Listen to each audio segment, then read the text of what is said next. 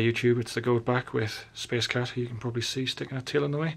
What I'm going to be talking about today is re-greasing or a little bit of maintenance to your joystick. You see I've got everything I'm going to need here. So I've got a screwdriver and some actual bike grease. This is a specific kind of bike grease, TF2. It's silicon based, so it's safe to use on plastics and it shouldn't interfere with the electronics at all. And I'm going to show you how to actually get into the joystick itself. What you've got to do to actually get access to the parts where you need to put the grease to stop it from creaking. I'll just be 2 moments and I'll start dismantling it and show you what you've got to do. So if you turn the joystick over, you can see this is the bottom of the joystick. Now you might think this is where you've got to go to get access to the moving parts, but you'd be wrong. Behind you is just the circuit board, and the actual socket joint is all covered and sealed, and you can't get into the socket where you need the grease to go from going in at the bottom, so forget about going in here.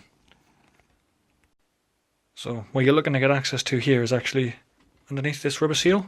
If I just push the joystick forward, you can see, I mean, you can't really get in there, and you can probably hear it creaks a little bit.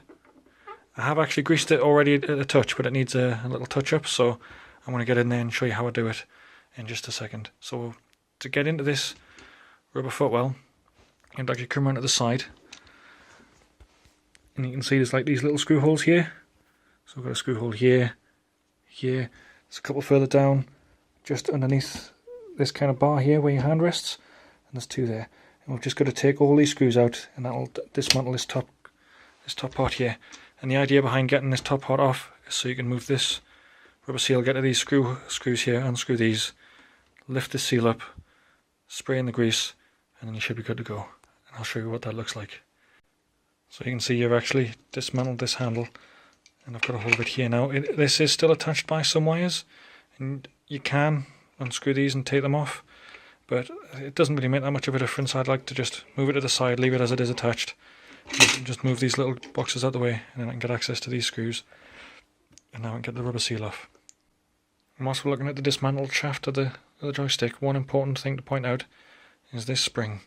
Now this spring, you actually want to hook it open there like that, and when you reassemble the joystick handle, it's very important that you get this side. This is the one that actually has the trigger still attached to it.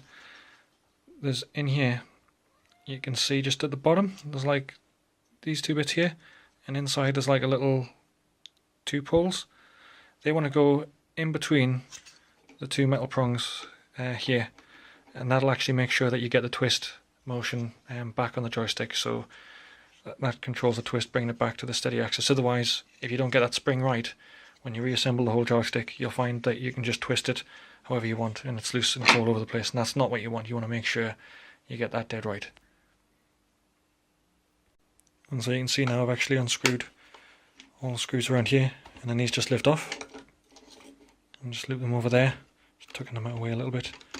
And this rubber bit, same again, just lift it over the top. And you can see there's already a little bit of grease in there, and I'm just going to move the joystick all the way forward. And this is so the idea you can get access right at the back. There's like a ball joint down there, and you want to make sure you get the grease right in there. And then same when you pull it all the way back, and then when you do it side to side. And what you're trying to do is just make sure you get it right into the nooks and crannies, and then you'll move it around in a circular motion, just make sure you get that lube right down into the cracks where it's actually causing the creaks. And then you'll find once you put it all back together, or at least in theory, it'll not make the noises anymore. And fingers crossed, I'll do that for you right now. And when you're all done, when you've squirted your lube in, reassemble the joystick, you can wiggle it around and you should hear it doesn't make any more noise. How awesome is that? Thanks very much for watching. I'm the Goat.